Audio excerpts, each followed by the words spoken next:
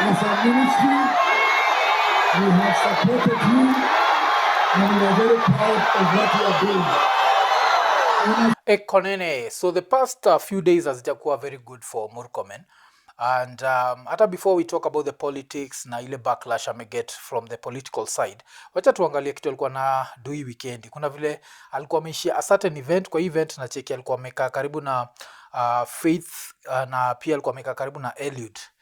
So Faith Kipyegon na Eliud Kipchoge na umse alikuwa na dance. Sijui kwa nini anatry kudance kaa bata. Alafu na cheki huko nyuma watu wako very like disinterested, aka notice, alafu akakaa chini jo, the sitting of shame.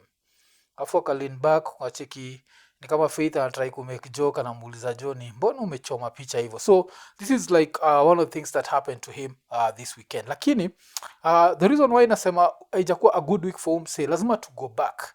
Na nataka to go back to like something that he said I think this was on Friday. Friday kuna vile alikuwa ameenda like a certain graduation ceremony or something and he decided to talk. Na say kuna vile waga wamepatiwa script na script yao inakuwaga like wherever you go lazima ubaki umesifu rais. Usijali kile Wakenya wanafikiria, wejua rais ni 100% right and the only reason hatujui kuwa rais ni 100% right is because we are tribalists. Because of the disease and mentality of tribalism, every critic of William Ruto is comparing him with Daniel Arap Moi, as if there was only one president before him. It is unfair to find fault on the president based on where he comes from or comparing with a president who came from this community before. Let's criticize him for the facts as they are. Compare President William Ruto with his predecessor the first 2 years. Compare President Ruto with President Kibaki the first 2 years. In 2003, 2004, everybody was crying that President Kibaki amemaliza uchumi, amefanya nini, amefanya.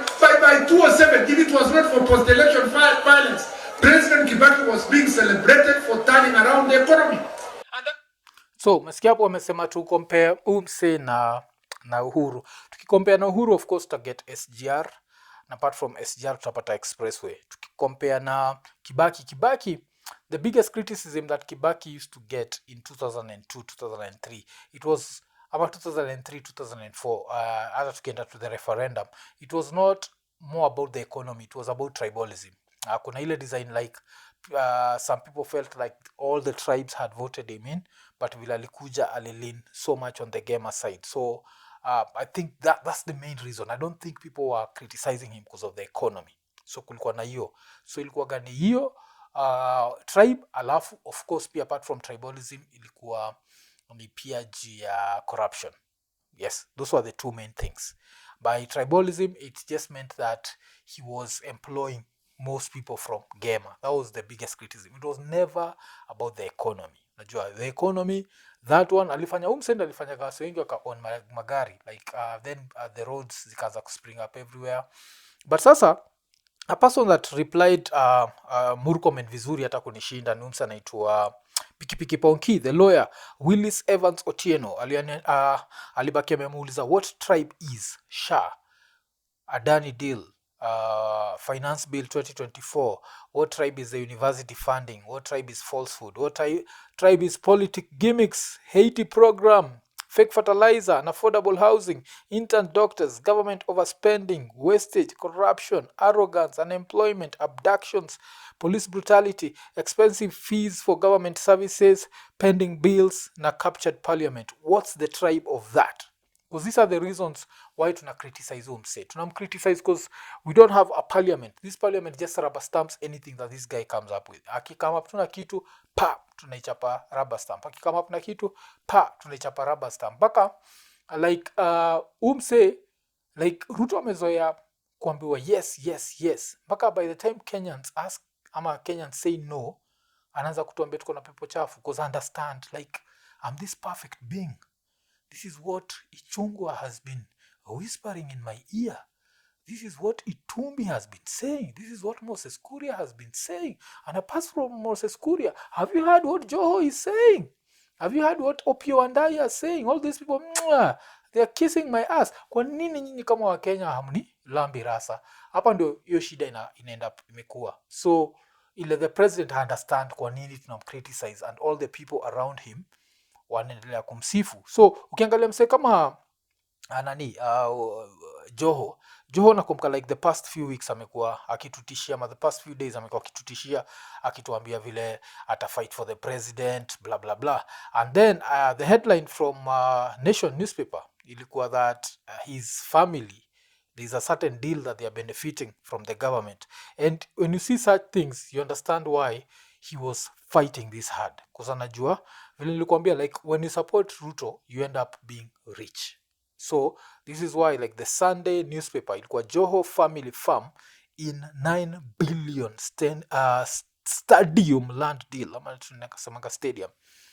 So yeah, kuna vile somehow he ended up owning ile land iko karibu na nini hii place ya Talanta, Hela place hiyo the stadium is being built, ama the Talanta stadium is being built. Somehow he ended up owning that. If you are to ask me, I don't know how. So alisema he's worth 2 billion. This is a whole other billion, like 9 billion ile inakuja hapo. So I understand why yeye ameamua kuwa jina yake mpya ni Lam Barasa. So na understand why he's a Mr. Barasa. But sasa tukigo back to Murkomen. So Murkomen of course alituchomea akasema si ni tribalist, and this is the reason why tuko tunam criticize. But before taniendelee na Murkomen and tukistick na tribalism, one of the things that happened is on Saturday kuna video fulani tulidrop. Hiyo video ilikuwa ni mimi, Ian na Zach, na tuko tuna discuss stories za Lynn Ngugi na mse fulani anaitwa Dr. Dennis Addison Ouma. So Dr. Dennis Addison Ouma alienda pameandika, there is this low grade podcast called IKONINI by some fools like Mwafrika. They now got content to discuss me after I criticized Lynn Ngugi on her tribal content. You, Mwafrika, and others can call me all names, but let me inform you that I don't listen to low-grade podcasts like Ikonini podcast, meant for semi-illiterate, low IQ masses of your audience in Kenya. These tribal content creators must be called out whether you like it or not. Social media is not vodcast. President William Ruto will be re-elected by over 70% of votes cast in 2027. The silent majority will teach you people a lesson in 2027. Just wait. Hiyo ilikuwa Dr. Dennis Addison Ouma. Alafu mimi namalizia nikisema Dr. Dennis Dingotri, Dr. Dennis Yandani, Dr. Dennis kwenda huko. Sawa, okay, wacha to go back to Murkomen. So Murkomen vile nimekwambia, I have like a very past rough few days, like first of all tukakata stories zake za tribalism, alafu nini, but now it gets even more interesting. These people wanakuwa guaranteed with one thing, that whenever they go back home they get unconditional support. So of course this weekend kuna festival fulani kuendelea. Hii festival inaitwa I think Korom Festival, ilikuwa maside za LD, na vile alienda kuchukua microphone kuna vile vitu hazikuenda vile zinafaa kwenda. Congratulations to DJ Cafe. As a ministry, we have supported you and we are very proud of what you are doing. Nasikia hapo, nasikia DJ. Hapo ndio unajuaga joka amenuka jo. So alibaki amehekoliwa. So unacheki hapo unaona mikono za wasee ziko hivi. Alafu Nini zoom in, saa vile ameokolewa na DJ, he had to dance just to at least try and save face. Unajua, so ama ni try and save his his reputation. So he had to dance. Unachikijua anaenda chini, lakini pale yuko jo iko ama motherfucker jo. Wameniamuliaje jo, they don't know that I was chosen by God. So hiyo ndio kitu happen. So yes, Murkomen naweza sema I have like a very few rough days, and I expect this to continue happening.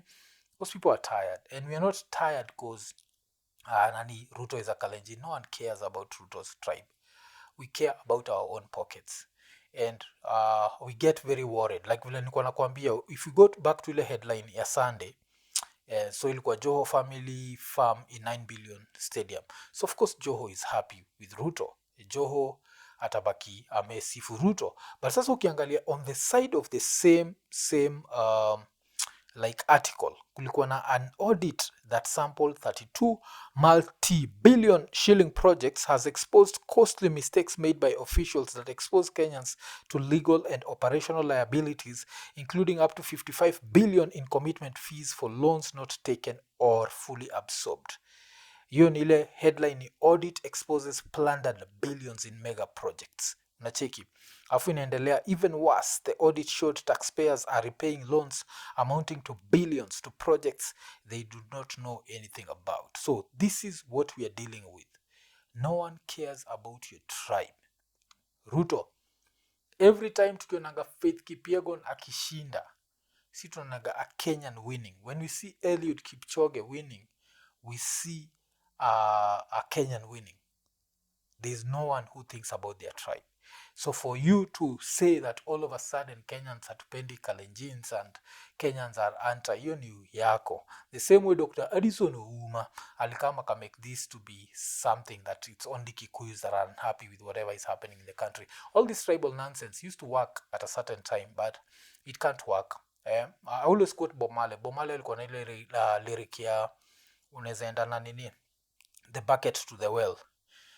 But one day the bucket ago drop out. Unajua hiyo nini ya bucket, unaenda kwa well uchote maji as many times, unajua kwa well, but eventually the bucket rusts, alafu inaenda pike drop. And what's happening is the bucket ya tribalism, you know, that bucket that has always been 100% foolproof, it's starting to drop out. Unajua the bottom ago drop out.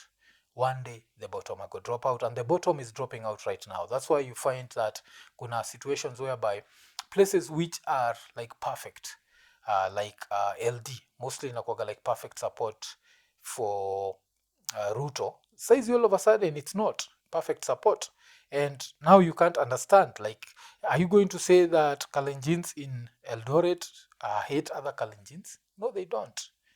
Najua. Yes, so hapo niko na try kuquote nini? Niko na try kuquote, I shot the sheriff but I didn't shoot the deputy. Alafu kuna kitu Bob alikuwa anasema, Sheriff John Brown always hated me for what I don't know. Every time I plant a seed, he said it, kill it before it grow. He said it, kill it before it grow. How will we look at this? It's the businesses. Every time tunaanzisha biashara, unataka tax. Haujali kuwa hii kitu haija grow, unataka tu tax yako. So Bob Marley akiendelea kwa hii, kuna place moja alikuwa anasema, reflexes had got the better of me, and what is to be must be. Every day the bucket I go a well, one day the bottom I go drop out. One day the bottom I go drop out. Every day the bucket I go a well.